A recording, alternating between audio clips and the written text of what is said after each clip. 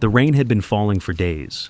In the heart of the mountains, a weary veteran and his loyal German shepherd wandered with nowhere left to go. Then Rex stopped, ears forward, nose to the ground. He had caught a scent, not of prey, but of people.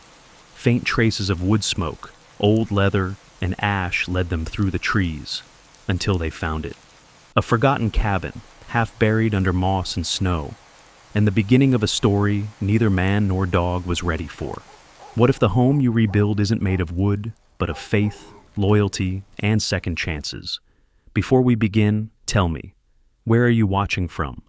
Drop your city below, and if stories of courage and redemption move you, don't forget to subscribe. The city wore the rain like a dim veil. Early winter drizzle silvered Denver's streets and turned every light into a trembling reflection. Inside an old pickup idling under the storm, a man watched the wipers scrape away the world, only to have it blur again. Marcus Whitmore was 40, though war had added a decade.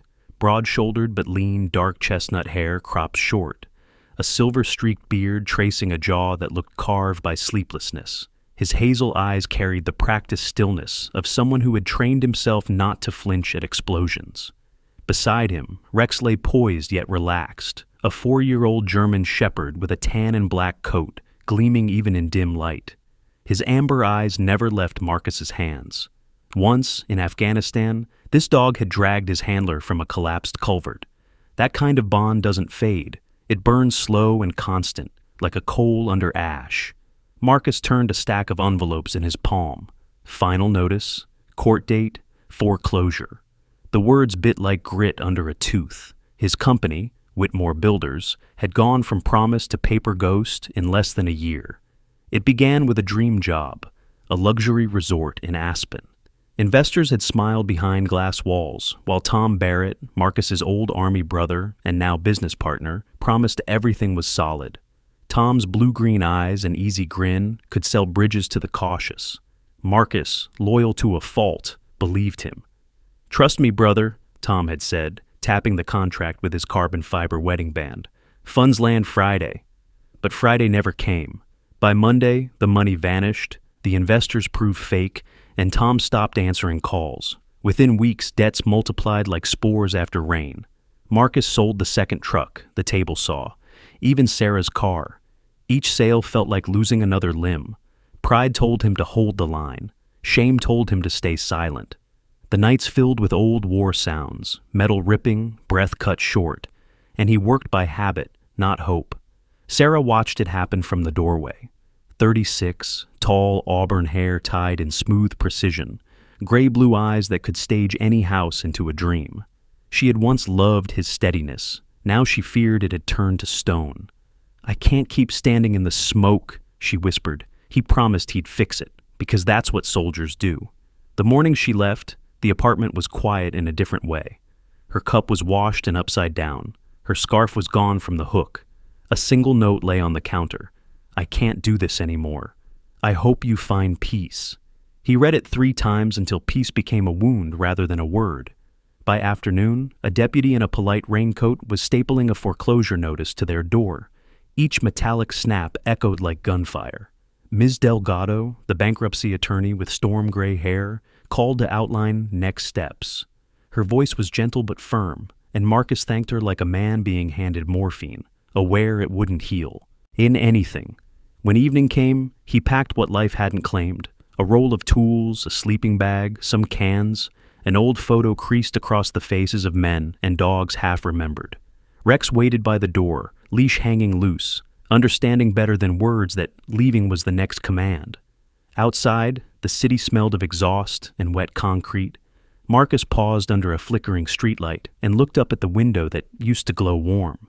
Nothing. He turned the key, and the truck's rumble filled the emptiness where promises used to live. They drove west. Rain thickened to mist, the city's orange halo shrinking in the mirrors. Gas station coffee burned bitter on his tongue, but the road map by the pump offered a red scar called Silverton Ridge. His grandfather's voice drifted back from memory. "The mountains will keep you if you come honest." He traced the line with a calloused thumb. "What do you think, Rex? We could disappear for a while." The dog exhaled softly, tail tapping once. Consent given. The highway narrowed, and pine shadows swallowed the lights. Marcus thought of Tom's betrayal, of Sarah's quiet exit, of every roof he'd built for others while his own caved in. Yet beside him, Rex breathed steady and sure, the same rhythm that once guided him through minefields. At a mountain turnout, he stopped. The engine clicked as it cooled, and the silence stepped forward. He realized the only sound left that didn't belong to debt or memory was Rex's breathing, slow, loyal, alive. He rested his hand on the dog's shoulders. "It's just you and me now." Rex's tail swept the seat twice, steady, certain. Marcus looked toward the faint outline of peaks rising beyond the rain and felt something fragile but real, a reason to keep driving when morning came. The morning broke pale and silver, rain lingering in threads across the mountainside. Marcus woke to the low, rhythmic sound of Rex's breathing, the truck's windows fogged from the night chill. When he opened the door, a gust of sharp pine-scented air filled his lungs and stung the sleep from his eyes. The world here was quieter than anything he'd ever known. No sirens, no engines, only wind combing the ridges and the faint gurgle of water somewhere below. He studied the map spread across his lap, Silverton Ridge, printed in faded red ink. His grandfather's stories had painted it like a myth, a place where old miners vanished into storms and the mountains took back what man tried to own. Marcus smiled faintly. "Well, Grandpa," he murmured, "guess I'm the next fool in line." Rex lifted his head, ears twitching. The dog's amber eyes were bright even in the dim light, reading Marcus the way only a creature that had survived war beside him could. "You ready, soldier?" Marcus asked softly. Rex's tail gave one slow, steady thump. They started the climb. The road twisted upward, growing rougher with every mile, until it wasn't a road at all, just two muddy ruts vanishing into mist. The truck protested, groaning as tires slipped on wet rock. Twice Marcus had to stop, shovel in hand, clearing fallen branches and stones while Rex paced the roadside, scanning the forest with ears perked. It wasn't a drive, it was a negotiation with gravity. The higher they went, the quieter the world became, until even the engine seemed to whisper. By noon, the clouds thinned, revealing slopes glazed with frost and narrow veins of snow tracing the gullies. Marcus parked the truck where the path ended. The air felt thinner here, each breath a sip of something clean and unfamiliar. He grabbed his pack and motioned to Rex. "Come on, boy. Let's see what ghosts the old man left us." They walked for hours. The forest pressed close, tall spruces leaning like old miners with stooped backs. Every now and then, Marcus glimpsed traces of the past, half-buried beams, a rusted bucket, the broken mouth of an abandoned shaft yawning black into the ground. He checked his watch. 3:20. The daylight was already fading. He exhaled, ready to turn back. Then Rex froze. One paw lifted, tail stiff. The shepherd's nose worked the air. Then he began moving downhill with purpose. Marcus followed, heart quickening. They broke through a stand of firs and stepped into a clearing, and there it was. A cabin stood on the slope's edge, leaning but unbroken. Its roof sagged, one corner collapsed under the weight of years, but the logs still held. Moss crept along the walls like old scars. A tree had grown up beside the porch, roots curling through the steps, and yet it lived. Rex trotted forward, sniffing the stone foundation. He circled once, then sat back, tail brushing the dirt, eyes fixed on Marcus. The dog's body language was clear. "This place is ours now." Marcus approached slowly, his boots crunching over gravel and brittle pine cones. When he knelt by the steps, he noticed a faint ring of blackened soil, a ghost of a fire long gone cold. He brushed it with his fingers. "Someone lived here," he murmured. "Maybe someone like me." Inside, the air was dry and cold, thick with dust that swirled in the pale beams of light, cutting through broken shutters. A single chair lay tipped over beside an old iron stove, its door hanging open. Marcus touched the metal. It was rough, but still solid. The logs in the walls were hand-hewn, thick and seasoned by time. He could fix this, he thought. Maybe not to what it was, but enough to make it stand again. Rex sniffed every corner, nose brushing along the floor, tail low, but calm. He sneezed once, then lay down near the stove, head resting on his paws. Marcus smiled. "Yeah," he said softly, Feels right, doesn't it? He spent the afternoon clearing debris from the porch, stacking boards that could still be saved. The work warmed him in a way no heater ever had. When his breath began to fog heavier in the air, he returned inside, built a small fire in the stove, using bark and splintered timber from the collapsed railing. The flame caught hesitantly, then flared. As night fell, wind curled through the cracks in the roof, whistling softly. A lonely sound, but not unfriendly. Marcus sat on the floor beside Rex, watching the firelight dance on the rough wood. He pulled from his jacket the creased photo of his old unit. 6 men and 2 dogs, dust-streaked and smiling under a desert sun. Tom Barrett grinned from the back row, arm slung around Marcus's shoulder. The memory burned like whiskey, warm and bitter. "You fooled me good, brother," he said quietly. "But the mountain doesn't lie." He folded the photo and slid it away. Outside, the wind shifted. Rex's ears flicked, body going tense. Marcus froze, listening. There. A faint shuffle near the doorway. Soft claws on wood. He reached for his flashlight, clicked it on. A small fox stood on the threshold, its fur dull with winter hunger. It blinked at the light, then darted off into the trees. Rex huffed, relaxing. Marcus chuckled. "False alarm, soldier. We've got neighbors." The fire popped, scattering sparks. He lay back against the wall, exhaustion settling like sand. Through a crack in the roof, a patch of sky showed, a spill of stars bright enough to make the heart ache. He stared at them until sleep pulled him under. The next morning dawned sharp and clear. Frost laced the windows, and the light outside was a clean gold that felt almost holy. Marcus stepped out onto the porch, stretching. Below, the valley opened like a story written in mist and sunlight. He could hear the creek running somewhere to the east.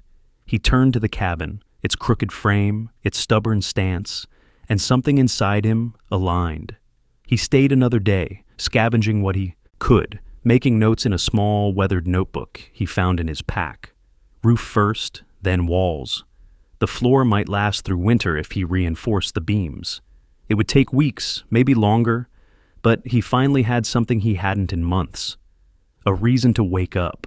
By the 3rd morning, supplies ran low. He drove down the ridge, following the trail to a small mountain town nestled between the peaks. A wooden sign welcomed him. Cold Creek, Pop, 6-12. It was a single street lined with snow-dusted roofs, a gas pump from another century, and a general store that smelled of pine cleaner and coffee. The hardware shop sat on the corner, its front porch cluttered with shovels and rusted mailboxes. Inside, an old man in a plaid shirt looked up from behind the counter. His name tag read Pete Granger. Pete was wiry, maybe 70, with a gray beard and eyes like dull silver, sharp but kind. His hands, browned and scarred, moved with the certainty of someone who had spent half a life fixing things that refused to stay fixed. "You're not from around here," he said, his voice gravel and warmth mixed together. "Just passing through," Marcus replied. "Need some materials, roofing sheets, nails, tarps, maybe a wood saw." Pete squinted at the mud clinging to Marcus's tires through the window. "Silverton mud," he said. "Can smell that ridge from a mile off. You planning to rebuild that old cabin up there?" Marcus hesitated, then nodded. "Yeah. Thought I'd give it one more shot." Pete grinned. "Every fool says that once. Some of 'em make it, though." He began gathering supplies, his movements slow but steady. "If you get snowed in, use Channel 9 on your radio. The ranger station checks it every morning. And watch out for bears. They've got worse manners than most folks." "Thanks," Marcus said, paying. Pete studied him for a moment. "You've got a good dog. Shepherds are the best kind of stubborn, smart enough to save you, dumb enough to stay while you break." Marcus smiled faintly. "Yeah, he's seen me through worse." He loaded the truck and drove back up the mountain, snow beginning to fall in thin white feathers. The road shimmered in the dusk light, slippery but familiar. When he reached the cabin, the air smelled of wet earth and pine smoke. The place felt almost like it had been waiting for him. He unloaded the supplies, stacked them neatly by the porch. Rex sniffed the ground, tail wagging, then barked once, a short, decisive sound. Marcus looked out over the ridge, where the last light turned the trees to bronze. The wind rose, brushing past like a whisper. "You hear that?" he murmured. "She's talking to us." The wind came again, sweeping through the forest like an old miner's sigh. To Marcus, it didn't sound like warning. It sounded like welcome. The snow came early that year, drifting in quiet sheets across the ridge, as if the mountain itself wanted to bury the past before Marcus could rebuild it. By dawn, the world was pale and clean, the forest rimmed with frost like silver lace. Marcus stood outside the cabin, breath steaming, hammer in hand. "Day one," he muttered, voice rough from sleep. "We start with what stands." Rex trotted beside him, fur dusted with snow, tail swaying in a slow, thoughtful rhythm. The dog moved like a shadow stitched to Marcus's side, eyes alert, reading every sound as if the woods might test them. When Marcus lifted a beam, Rex stayed near his knee, watching in silence. It reminded him of the war, the discipline of motion, the rhythm of purpose. There had been no room for panic then, only process. The same rule applied now: measure, cut, set, repeat. He worked until his arms burned, muscles screaming from months of neglect. The hammer fell in steady beats, echoing through the valley, sharp, metallic, like a heartbeat returning after a long silence. Every strike pushed away a memory, the rattle of gunfire, the collapse of steel, the smell of hot dust and fear. Somewhere between the nails and the wind, the noise of war began to thin. At midday he rested, sitting on a crate near the porch. Rex brought over a scrap of bark, dropping it at Marcus's feet with the solemn pride of a soldier delivering orders. "What is it, Sergeant?" Marcus asked, half smiling. The dog nudged it toward him, then sat square, head tilted. "All right," Marcus said. "Message received." He took a breath, let the air fill him deep, then exhaled slow. It was something they'd learned together in the desert, to breathe through panic, not against it. Rex had always known when to remind him. By late afternoon, the cabin's foundation had begun to look less like ruin and more like structure. Marcus cleared the old floorboards, replacing what could be saved, measuring with the precision of someone who once handled explosives. Too much force, and everything breaks. The light shifted as clouds rolled in, dimming the forest into shades of blue-gray. He kept working. When dusk fell, he followed his own rule: day builds, night guards. He made a perimeter, checking every angle of the cabin, listening for sounds the snow swallowed. Rex paced ahead, nose low, scanning. Each pass felt ritualistic, a soldier's instinct repurposed into peacekeeping. When they returned to the fire, Marcus knelt beside the dog. "You still remember the drills, huh?" Rex blinked once, then leaned forward, resting his head on Marcus's knee. The gesture was gentle but commanding. Marcus straightened, inhaled deeply, and realized he'd slumped like a tired recruit. "Fine," he whispered. "At ease, Captain." The wind howled outside, and the forest shifted. He remembered nights like this overseas, sand instead of snow, gunfire instead of wind. But the same unease, the same duty. To stay awake. He brewed instant coffee in an old pot, the smell faint but grounding. The warmth spread slowly, small proof of survival. 3 days passed like that: build, repair, patrol, rest. He worked in layers, first walls, then roof, then windows patched with plastic sheeting. Pete's advice had been right: storms would come faster than plans. Marcus learned to work by instinct again, not blueprints. It was how he'd survived before: adapt, improvise, endure. On the 4th morning, the storm broke. The ridge disappeared under a white squall that roared like jet engines. Snow swept across the clearing, erasing footprints within seconds. Marcus barely made it back to the cabin with the last of the firewood. He slammed the door shut, wind clawing behind him. Inside, the dim orange glow from the stove flickered weakly. Rex shook himself dry, then curled near the fire, his breath visible in puffs. Hours passed. The storm refused to end. Wind clawed at the roof like something alive.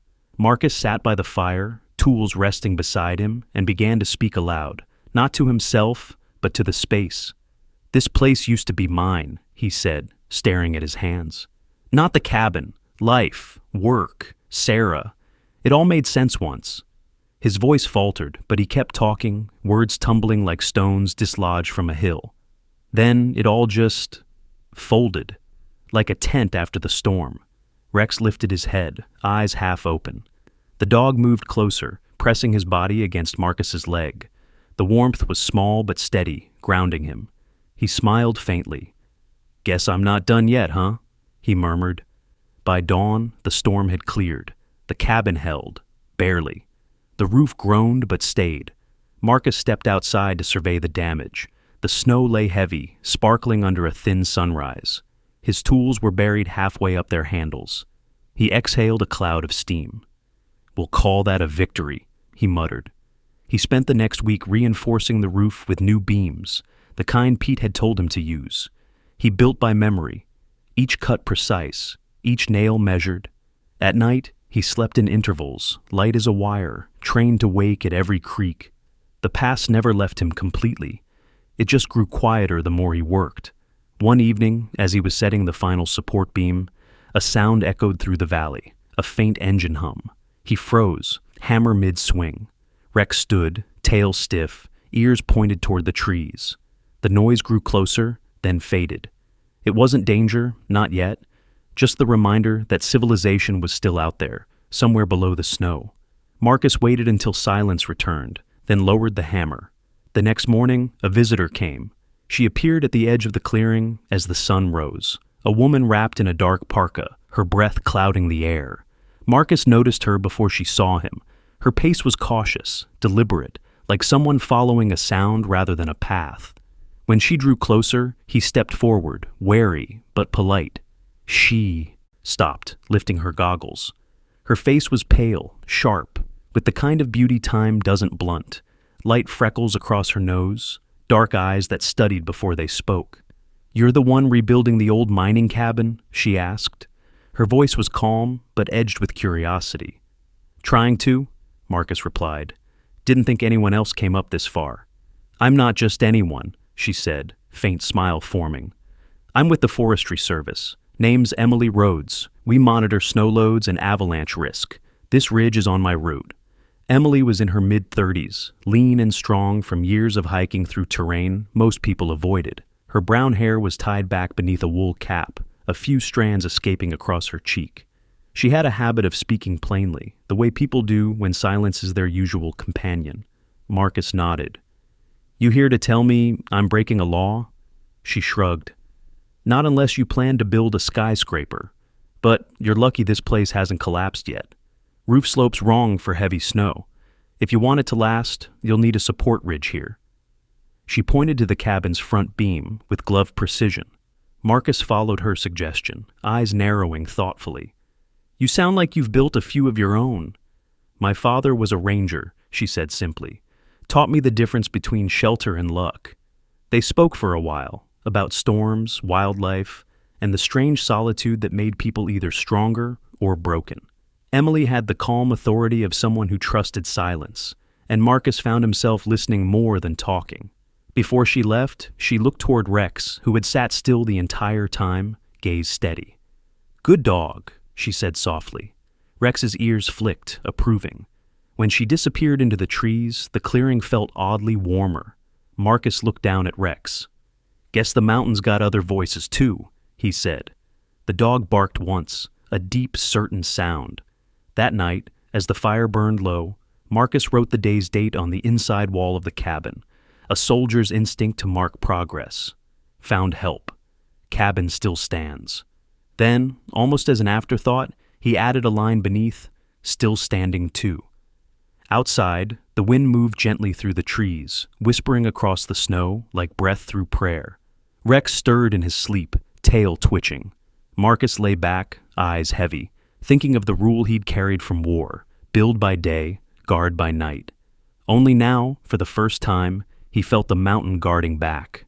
The night came down heavy and blue, the kind of mountain dark that swallowed even the stars. The wind had quieted after a long, low howl, leaving behind a silence so deep Marcus could hear the faint crackle of the fire inside the cabin's iron stove. The day had been long. He'd spent it hauling lumber, repairing the roof beam Emily had told him to reinforce, and building a new wood rack to last through winter. By the time he crawled into his cot, exhaustion pressed down like a second blanket. Rex was already lying by the door, his thick fur curled in a loose circle, head resting between his paws. The German Shepherd was 5 years old now, his coat a burnished mix of sable and black that shimmered gold when firelight caught it. His eyes, deep amber and alert even in half-sleep, were the kind that seemed to see more than just shapes. They measured intent. Marcus often thought Rex was the last of his old unit still standing. Both of them scarred, both haunted, both bound by duty they never really left behind. The night should have been ordinary. But around midnight, a sound broke through the stillness, a low, deliberate crunch of snow. Rex's ears flicked instantly upright. Then came another sound, wood creaking, not from wind, but weight. Marcus's eyes snapped open. In a single motion, he was on his feet, hand reaching for the old Remington leaning by the stove. Rex was already standing at the door, body taut, muscles rippling under his coat. His tail was stiff, his hackles raised. A growl rumbled from deep in his chest, low and steady. "Easy," Marcus whispered. He cracked open the latch and pointed the flashlight through the frosted window pane. The beam cut through the dark and froze on movement. Outside, near the old storage shed, a black mass shifted. The snow glinted off its fur as it moved, slow and powerful. The creature lifted its head, and for a moment Marcus locked eyes with it. A black bear, full-grown, perhaps 200 pounds, snout white with frost, breath steaming in great clouds. It was prying at the wooden door, tearing it open plank by plank. Inside that shed were Marcus's food stores, dried meat, beans, coffee, and winter supplies. "Damn it!" Marcus hissed. His first instinct, old soldier reflex, was to take the shot. One clean pull, end the threat. He shouldered the rifle, breath steadying. But before his finger could touch the trigger, Rex moved. The dog stepped between Marcus and the door, growl deepening. His eyes flicked back to Marcus, steady, warning. Marcus froze. "Rex, move," he whispered. The dog didn't. He stayed still, every inch of him vibrating with awareness. There was something in that look, an insistence, almost human. The same look Rex had given him once overseas, seconds before an IED detonated. The look that had saved his life. Outside, the bear heaved against the shed. The door split open with a crack. Marcus's pulse hammered. He aimed again, but his grip faltered. Rex whined softly, the sound more plea than protest. Marcus hesitated, his training clashing with instinct. The bear pushed its snout inside the shed, grunting, rummaging through cans and bags. It wasn't hunting them. It was starving. Winter had come early, and food was scarce. Marcus's hands trembled slightly, rifle still raised. Then he lowered it, jaw tightening. "All right," he whispered. "We'll do it your way." He grabbed the flashlight, switched it to its lowest beam, and opened the door just wide enough to step out. The cold slapped him full in the face. The bear jerked up at the noise, turning toward him. For a long moment, they stared at each other through the snowfall, two survivors of hunger and cold, both simply trying to make it through. "Go on," Marcus said quietly. He waved the light across the snow, not at the bear's eyes, but toward the trees. "Nothing here for you." Rex stood behind him, silent, head low but calm. The bear grunted, pawed the snow, then turned away. It lumbered back into the darkness, disappearing between the black pines. Marcus stayed motionless until the sounds faded completely.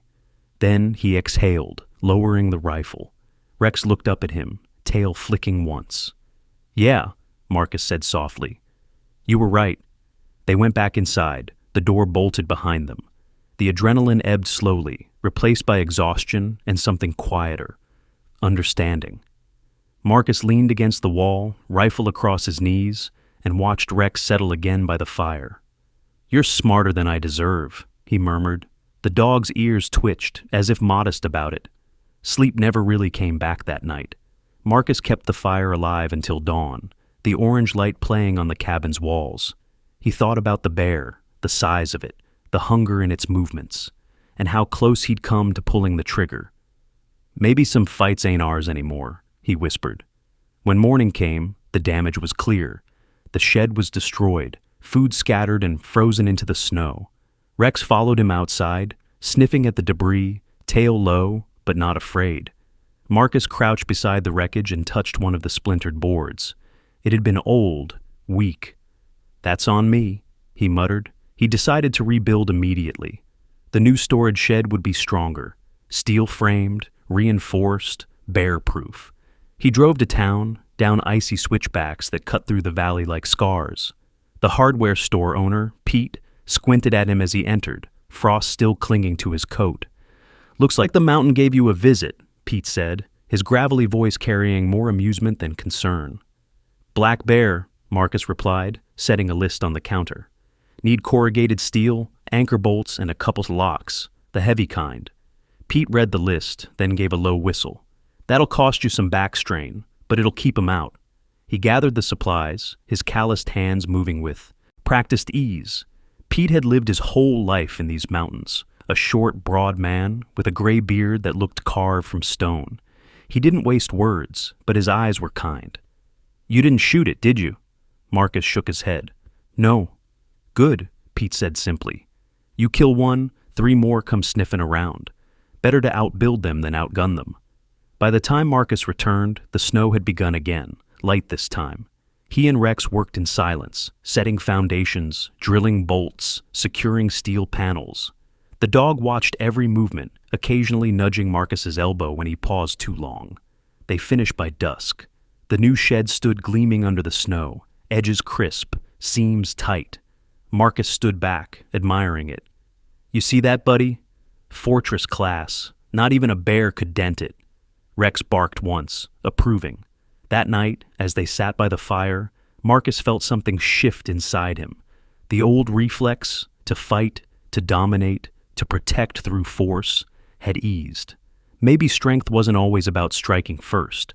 Sometimes it was about restraint, about choosing peace even when the world had taught you otherwise. He reached down, scratching Rex's neck. "You knew it all along, didn't you?" he said softly.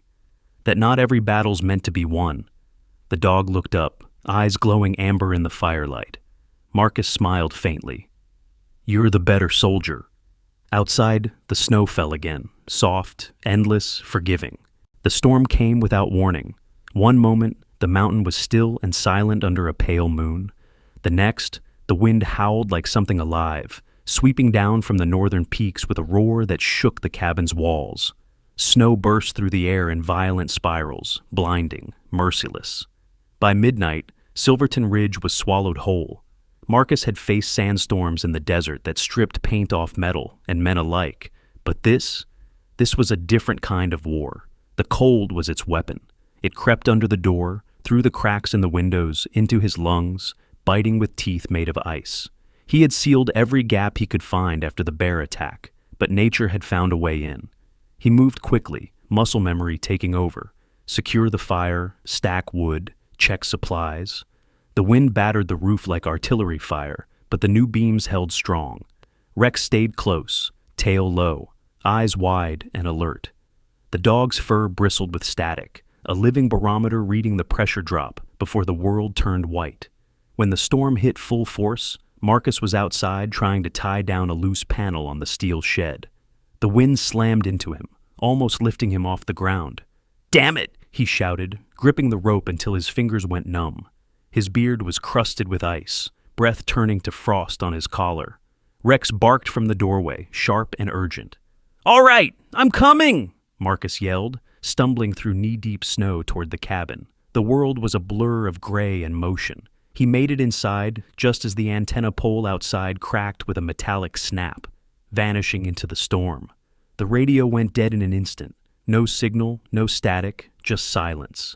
The temperature inside dropped fast. He fed the stove with the last of the split logs, but the flames burned too quickly, the draft too strong. By dawn, the world outside had vanished entirely. Even the shapes of the trees were gone. The cabin shuddered with every gust. Marcus wrapped himself in blankets, but the chill bit through them. The cold wasn't just in the air, it had seeped into his bones. Rex pressed close, his body a furnace of living heat. The dog's breath steamed against Marcus's chest, paws digging into the wool as if anchoring him to life. Marcus smiled weakly, brushing his hand through the thick fur. "You always know what to do," he murmured. By the second day, the storm had grown worse. The door had frozen shut under a crust of snow and ice. The stove flickered low, and Marcus's head felt light, heavy all at once. He'd grown dizzy, shivering uncontrollably. He reached for another log, but his arm trembled too much to hold it. The fever had come quietly, the kind that follows exhaustion. His breath came shallow, his skin clammy. He tried to stand but collapsed halfway to the fire. The world blurred, the floor, the flicker of flame, the sound of wind against glass. Then he felt movement beside him. Rex was there, whining softly, nudging his hand, licking his cheek. When Marcus didn't respond, the dog barked once, sharp, echoing through the cabin. Then Rex did something instinctive, something ancient. He pressed his body against Marcus's side, curling tightly, covering him from shoulder to knee with his thick fur. The warmth seeped in slowly, dulling the tremors. Hours passed in fragments. Marcus drifted in and out of half-consciousness. Sometimes he heard the storm. Other times he heard something older, the voice of memory, the desert wind, Sarah's laughter from years ago, the echo of soldiers shouting over gunfire. But through all of it, there was one constant sound, a steady rhythm against his ear, Rex's heartbeat. It became his anchor. Whenever his breath slowed too much, Rex shifted, pawing at his chest or licking his face until he stirred. When the fire dimmed, the dog moved toward it, scraping at the woodpile, dragging small pieces closer. Marcus woke once to see Rex trying to nudge a log toward the stove door. You're gonna burn your nose off, idiot," Marcus rasped weakly. His voice barely reached above a whisper, but Rex froze, ears perked, tail thumping once. Relief. By the second night, the storm had begun to ease, but inside, Marcus's fever worsened. He dreamed in flashes of Afghanistan, of the roar of engines and the smell of diesel and dust. He saw Rex younger, bounding through smoke, his handler's voice calling out commands. Seek, hold, stay. Then he saw Sarah, standing by their old Denver kitchen window, sunlight catching her auburn hair. "You never learned to stop fighting, Marcus," she said. Not even when the war ended. He woke with tears frozen at the corners of his eyes. The room was faintly blue from the dying embers. Rex was still there, head resting across Marcus's ribs. The dog's fur was warm and damp from condensation. "Still here, huh?" Marcus whispered. "Guess we both made it." When the storm finally broke on the morning of the third day, the silence was almost unbearable. The wind had stopped. The world outside was unrecognizable, white dunes of snow burying everything up to the windowsills.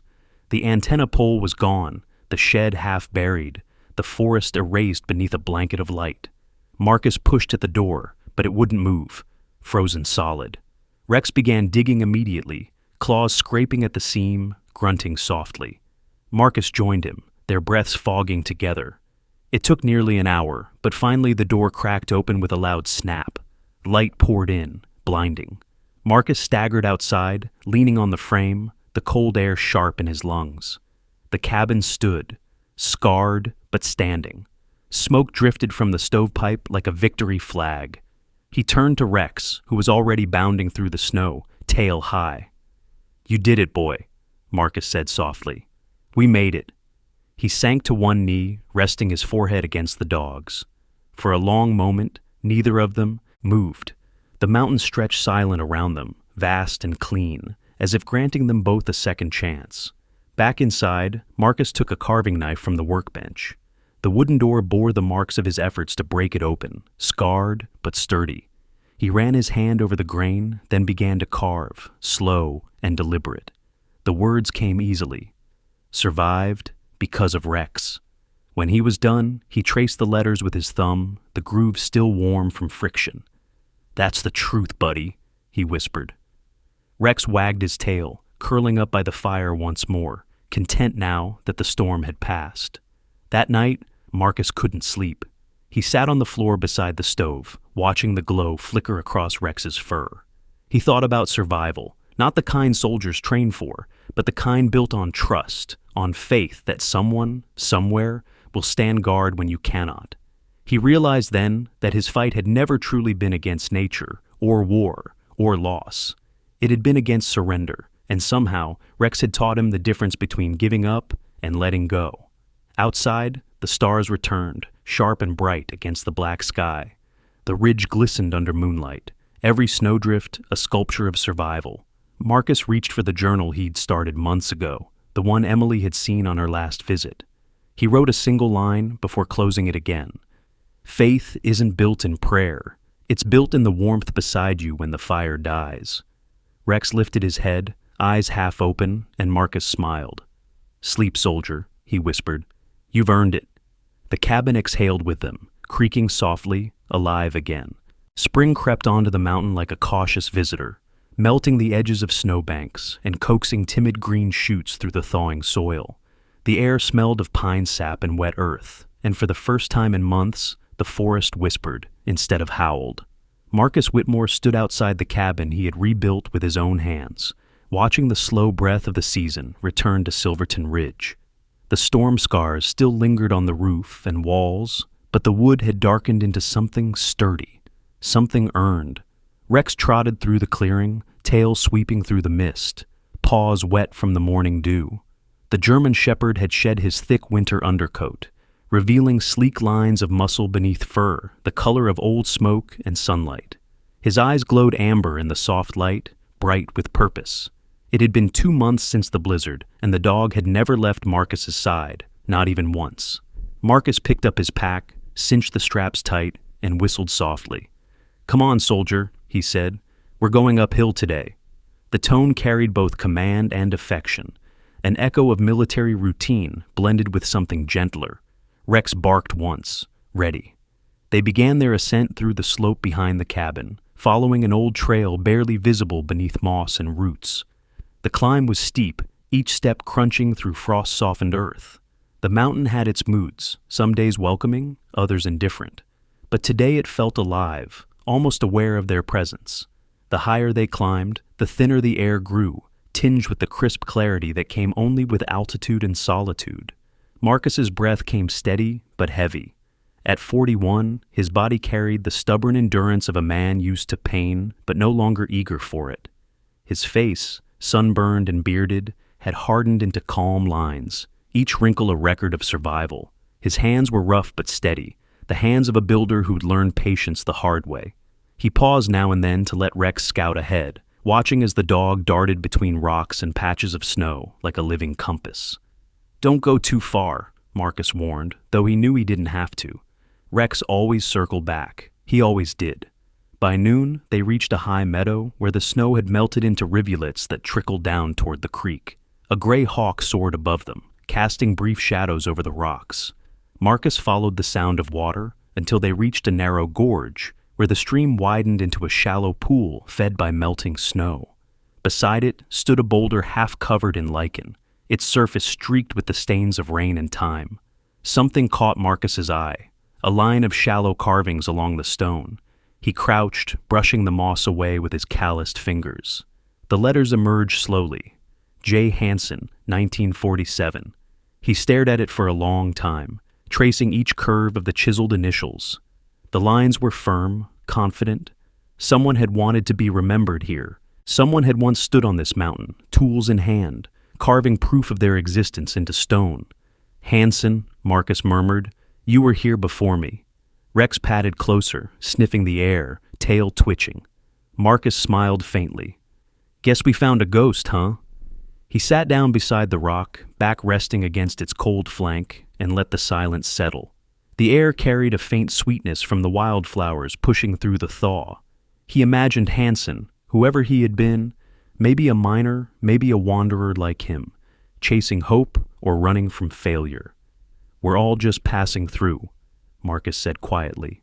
Then, almost without thinking, he reached into his pack and took out his knife, the same one he used to carve the door after the blizzard. He pressed its tip into the rock just below Hansen's name. The metal bit in slowly, grinding against resistance. The sound echoed across the clearing, rhythmic, steady. Each stroke was a small defiance against the years that had tried to erase him. When he finished, sweat glistened on his forehead, and his fingers were stiff from the effort. The new words shone pale against the dark stone. M. Whitmore and Rex, still standing. He ran his thumb across the inscription, the groove still rough and alive beneath his skin. For a moment, he felt something shift inside him. Not triumph, not grief, but a quiet acknowledgement that survival itself was worth marking. He wasn't leaving this message for others. He was leaving it for himself. proof that he'd been broken, but not erased. Rex barked suddenly, pulling him from his thoughts. The dog had wandered toward the creek, where a cluster of rocks jutted out near the waterline. Marcus stood and followed, curiosity piqued. Rex was staring upward, tail wagging slowly. Above the creek, high in a gnarled pine that leaned out over the water, was a massive nest woven from branches and tufts of fur. Inside it, a white-headed eagle sat, regal and unbothered, its feathers gleaming like snow in sunlight. The bird turned its head toward them, eyes sharp and golden. "Well, I'll be damned," Marcus whispered. A bald eagle. He hadn't seen one since childhood. The sight hit him harder than expected. Symbolic, almost too perfect. The bird lifted one wing, stretching lazily, then rose into the sky with a cry that cut through the thin air like music. Rex watched in awe, head tilted back, tracking it until it disappeared into the horizon. Marcus felt something stir deep within him, a sense of recognition. "Everything finds its way home," he said softly. "Even up here." He sat down again, pulling a small notebook from his jacket pocket. The pages were worn and smudged with dirt, his makeshift journal from the winter months. He wrote, "Found Hanson's stone today, carved our names beside his, not to be remembered, but to remember." He hesitated, then added, "Rex found an eagle's nest near the stream. Maybe that's what freedom looks like, not escaping the world, but rising above it for a while." The sky shifted as afternoon waned. Clouds drifted across the peaks, their shadows crawling over the snowfields like silent ghosts. Marcus packed his things and whistled for Rex. "Let's go, buddy. Time to head back before the dark catches us." The descent was slower, the light dimming with each turn of the path. The mountain hummed quietly around them, its thawing streams murmuring stories older than men. Halfway down, Marcus stopped to rest, hand on a birch tree. He looked out across the valley, the place where he had nearly frozen, nearly given up, nearly disappeared. From here, the cabin looked small, but smoke curled lazily from its chimney. Home. By the time they returned, dusk had painted the ridge in violet hues. The air smelled of cedar smoke and thawing sap. Marcus lit a lantern inside the cabin, its warm glow pushing back the early night. He hung his coat by the door and scratched Rex behind the ears. "We did good today," he said. "Made our mark." Rex wagged his tail, then padded to his usual spot by the fire. The dog curled up, head resting on his paws, content. Marcus poured himself a small cup of coffee, sitting near the door. He stared at the carving knife lying on the table, its edge dulled from the stone, and smiled faintly. For the first time, the tool looked less like a weapon and more like what it had become, a maker's tool, not a soldier's. Outside, the stars began to emerge one by one, scattered like silver dust over the black ridge. The wind moved gently through the pines, carrying the faint sound of the creek below. Marcus leaned back, eyes half closed. "Still standing?" he whispered. Rex stirred at the sound, tail thumping once against the floor before sleep took him again. The mountain exhaled around them, vast and quiet, and for the first time since war, Marcus felt not like a man rebuilding, but a man returned. By late summer, Silverton Ridge had turned gold. The aspen trees shimmered in the wind like coins tumbling through sunlight, and the river below sang a low, steady tune that carried across the valley. Marcus Whitmore stood at the edge of the clearing, watching a small group of people unload supplies from their trucks. He hadn't imagined months ago that this place would ever see strangers again. Now, laughter and the clatter of tools echoed where once only silence had lived. The handmade sign above the gate read, "Mountain Skills Institute." It wasn't fancy, just carved wood and steady lettering, but it stood for something Marcus hadn't dared to believe in since the war: purpose. Rex trotted ahead of the visitors, tail wagging, inspecting them like a seasoned sergeant greeting new recruits.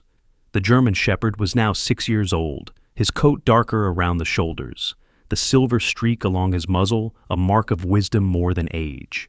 His calm presence immediately softened the unease of the newcomers, many of whom carried the invisible tension Marcus recognized all too well. The first to step forward was Eli Turner, a 28-year-old veteran who had served in Afghanistan. He was tall and broad-shouldered, but moved stiffly, his posture slightly hunched, as if bracing for unseen explosions. His face, pale beneath a short, uneven beard, bore the quiet strain of someone who hadn't slept through the night in years.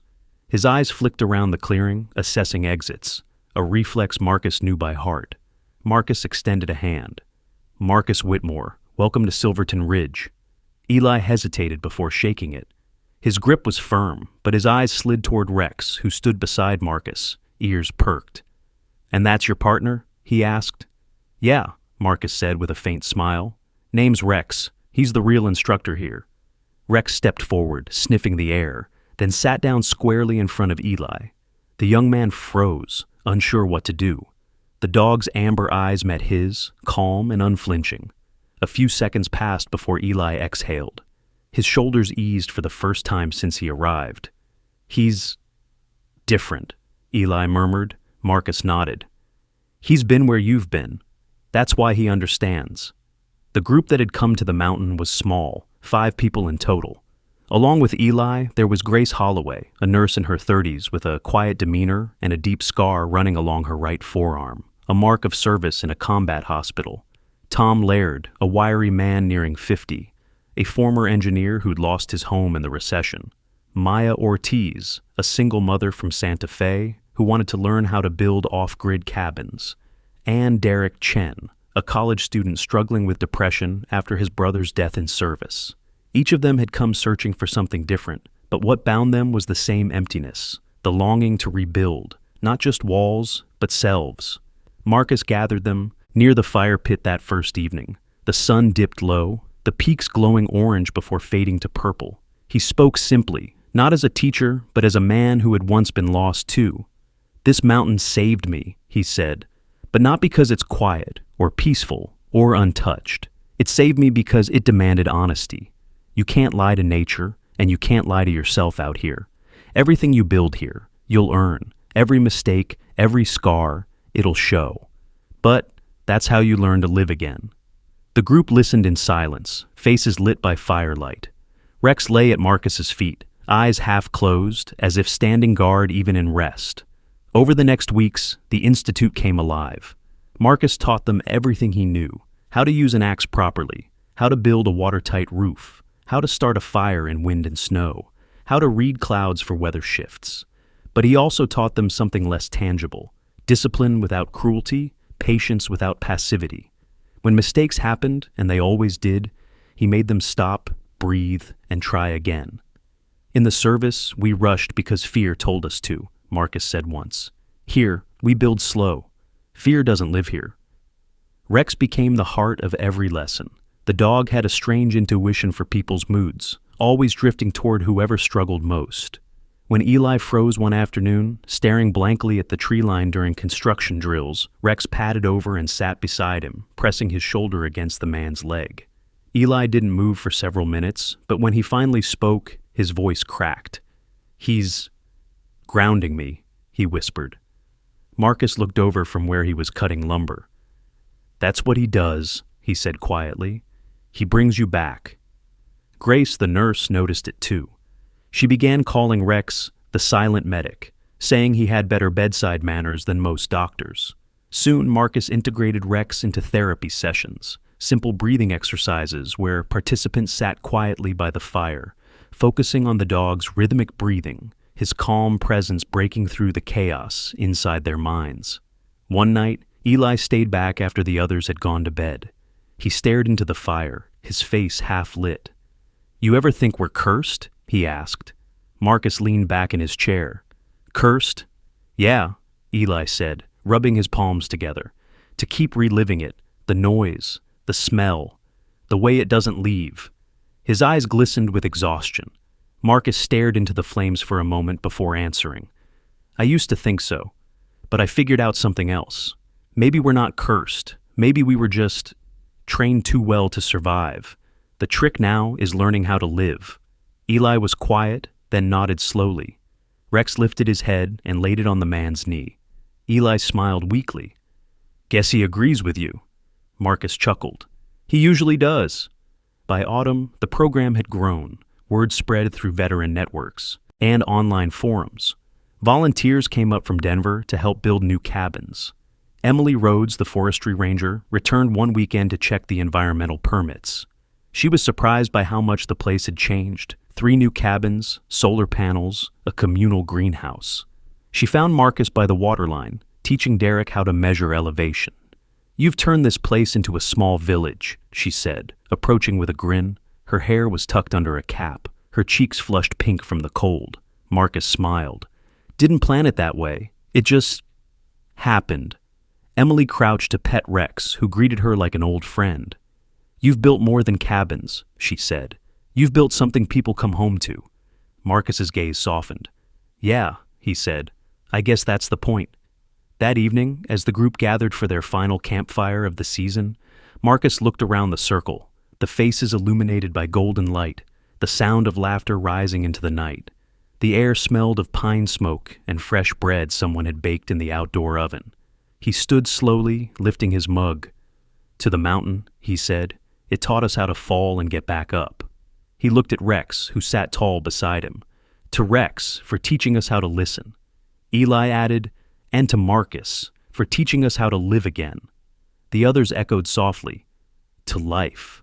As the fire crackled and embers drifted upward, Marcus felt something deep inside settle. He realized then that the mountain had done more than heal him.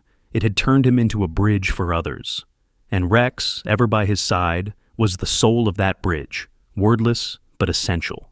Later that night, long after the others had gone to sleep, Marcus stepped outside. The stars blazed bright over the ridge.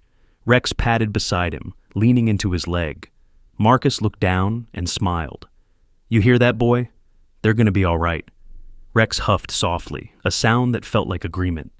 "Yeah," Marcus said, voice quiet against the wind. "Maybe we are too." The 4th year on Silverton Ridge began with the quiet confidence of a life finally rooted. The seasons no longer felt like battles to survive, but rhythms Marcus Whitmore had learned to move with. Each snowstorm, each thaw, each morning fog rising off the valley below, like breath from the earth. The Mountain Skills Institute had grown into something far beyond what he had imagined. It was no longer a refuge for the broken, it was a school for the living. Cabins dotted the slope like wooden constellations, smoke spiraling from their chimneys. The sound of laughter now mingled with the wind. Hammers, saws, and chatter blended into a steady hum of life. People came not to escape, but to begin again. Veterans, wanderers, widowers, and young souls weary of noise. The mountain didn't care where they came from, only that they worked, listened, and learned. Rex, now older, ruled the place with quiet authority. His muzzle had gone white, and his pace had slowed, but his eyes still carried the same calm intelligence that had once guided Marcus through darkness. Every morning, he stood by the wooden gate, tail lifting lazily, greeting each arrival with a sniff and a silent nod, as if inducting them into a sacred order. Marcus often watched from the porch, a mug of coffee in his scarred hands. His beard had thickened and turned salt and pepper, his hair longer now, streaked with silver. There were lines around his eyes, but they were carved from laughter, not grief. He carried himself like a man who had finally made peace with his ghosts. On a brisk autumn morning, Eli Turner, the young veteran from the first group, returned to the ridge after months away. He had traded his combat boots for hiking shoes and now wore a simple canvas jacket, his posture straight, his gaze steady. He had found work helping other vets transition back into civilian life, and his visit was both reunion and pilgrimage. Marcus spotted him near the creek, where the eagle's nest still clung to the pine. "Didn't think I'd see you back so soon," Marcus said, stepping forward with a grin. Eli smiled, shaking his hand firmly. "You said once the mountain's lessons don't end when you leave it. I guess I came to see if that was true." Rex approached, tail wagging slowly. Eli knelt, scratching the dog behind the ears. "He's still standing, huh?" "Barely," Marcus said, voice softening. "But then again, so am I." The two men laughed, and for a moment, the years between their first meeting and now felt like lifetimes. They spent the day walking the trails, reminiscing about the early days when the cabins were half-built and meals came out of tin cans.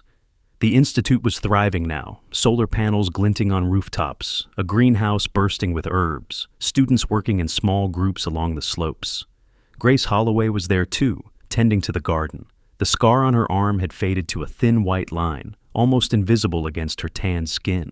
She waved when she saw Marcus and Eli, her smile broad and unguarded. Grace had stayed after her first visit, becoming the resident healer, part medic, part counselor, part heart of the mountain community. That evening, the group gathered around the fire pit for dinner. The air carried the sharp sweetness of burning pine. They shared stories, laughter, and a quiet reverence for the peace that surrounded them. As the firelight flickered, Eli glanced at Marcus. "You ever think about leaving? Going back to the world down there?" Marcus took a sip of his coffee before answering.